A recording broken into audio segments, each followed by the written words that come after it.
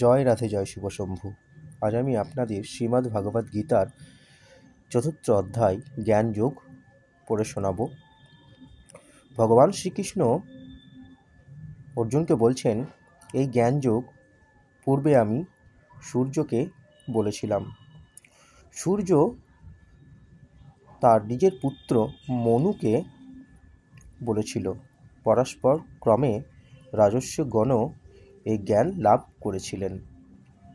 কালক্রমে এটা নষ্ট হয়ে গেলেও হে অর্জুন, জ্ঞানযোগ অত্যন্ত গোপনীয় বিষয়। তুমি আমার ভক্ত ও সখা, সেই জন্য আমি তোমাকে এই জ্ঞান জানাচ্ছি। অর্জুন বলছেন, আগে সূর্যের জন্ম, পরে তোমার জন্ম। তুমি কেমন করে সূর্যকে এই জ্ঞান শিক্ষা দিলে? ভগবান শ্রীকৃষ্ণ বলছেন, হে অর্জুন, তোমার এবং আমার বহু জন্ম অতীতে হয়েছে। আমার মনে আছে, কিন্তু সে সকল তোমার মনে নেই। আমার জন্ম নেই, মৃত্যু নেই, আমি ঈশ্বর। আমি নিজের মায়া বলে শরীর ধারণ করে থাকি। পৃথিবীতে যখন ধর্মের গ্লানি হয়, পাপ বৃদ্ধি হয়, তখন আমি শরীর ধারণ করে পৃথিবীতে অবতীর্ণ হই। আমি যুগে যুগে অবতীর্ণ হয়ে সাধুদের পরিত্রাণ, পাপীদের বিনাশ এবং ধর্মে স্থাপন করে থাকি। যে ব্যক্তি আমার এই দিব্য জন্ম ও কর্মের কথা জানেন, সে ব্যক্তি মৃত্যুর পর আমাকে পেয়ে থাকেন। তার আর পুনর্জন্ম হয় না। যে ব্যক্তি আসক্তি, ভয় ও ক্রোধ ত্যাগ করে আমার শরণাপন্ন হয়, সে আমার ভাবপ্রাপ্ত হয়। তার আর পাপ থাকে না।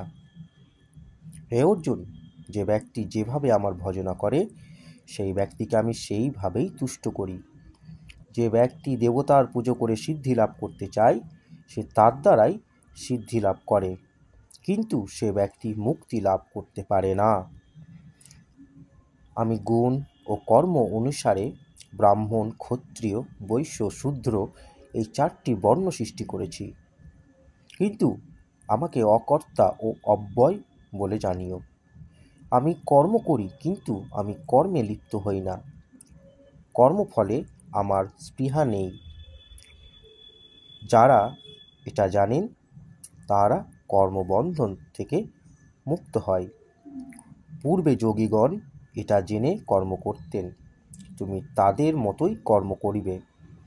কর্ম অকর্মের বিচার করতে গিয়ে অনেক কর্মী অনেক ভুল করে থাকেন।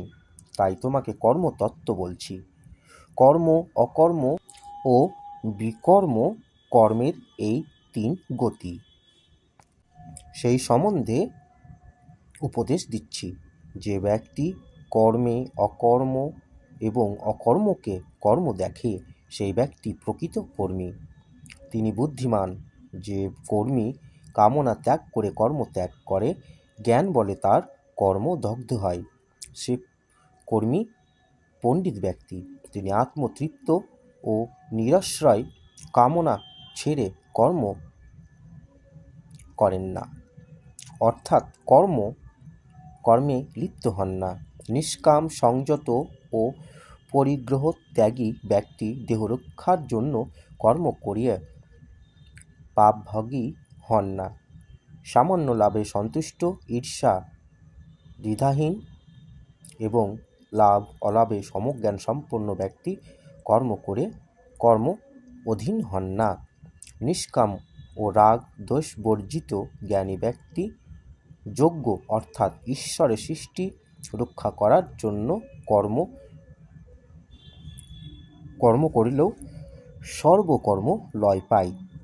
যে ব্যক্তি অগ্নি, হব্যিষী এবং যজ্ঞ সকলকেই ব্রহ্মময় মনে করেন, তার সমস্তই ব্রহ্মে লয় পায়। কর্মযোগী শ্রদ্ধার সহিত দৈব যজ্ঞ করেন, আর ফল ত্যাগী জ্ঞানী ব্রহ্মাকেই যজ্ঞ করেন।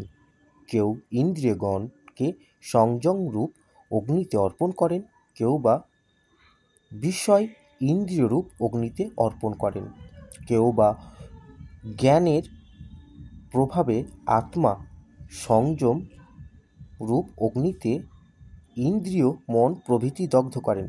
কোনো কর্মী দ্রব্যাদি দান রূপ কর্ম করেন, কেউ বা তপস্যা রূপ যজ্ঞ করেন, কেউ বা যোগ অভ্যাস রূপ যজ্ঞ করেন, কেউ বা বেদ পাঠ রূপ যজ্ঞ করেন, এবং কেউ প্রাণবায়ুতে আপান বায়ু এবং আপান বায়ুতে প্রাণবায়ু রুদ্ধ করে প্রাণায়াম অভ্যাস করেন। এর দ্বারাই ব্রহ্মের আরাধনা করেন। কোনো মিতাহারী ব্যক্তি প্রাণের প্রাণাহুতি করেন, সেই ব্যক্তি যজ্ঞবিদ, তিনি নিষ্পাপ। যজ্ঞের শেষ অমৃত ভোজন করে সেই ব্যক্তি অন্তিমে ব্রহ্মলাভ করেন। বেদে বহু যজ্ঞের বর্ণনা আছে, সে সকল যজ্ঞ কর্মজনিত, এটা জেনে মুক্ত হওয়া যায়। হে অর্জুন, দ্রব্যযজ্ঞ থেকে জ্ঞানযজ্ঞ বড়। জ্ঞানের দ্বারাই কর্মের শেষ হয়। তুমি প্রণাম, সেবা ও জিজ্ঞাসা প্রশ্ন করলে তত্ত্বজ্ঞানী ব্যক্তি তোমাকে জ্ঞান উপদেশ দেবেন, আর সেই জ্ঞান লাভ করে তোমার মোহ দূর হবে। তখন আমার মধ্যে এবং তোমার নিজের মধ্যে ভূতগণকে দেখতে পাবে। আর তুমি যদি পাপাচারী হয়ে পড়ো, জ্ঞান তরী আরোহণ করে তুমি পাপ সিন্ধু পার হতে পারবে। হে অর্জুন, জ্বলন্ত আগুন যেমন কাঠকে দগ্ধ করে, জ্ঞানরূপ আগুনও সেইরূপ সমস্ত কর্ম নষ্ট করে। জ্ঞানের মতো পবিত্র আর কিছু নেই। কর্মযোগী যথাকালে আত্মজ্ঞান লাভ করে থাকেন।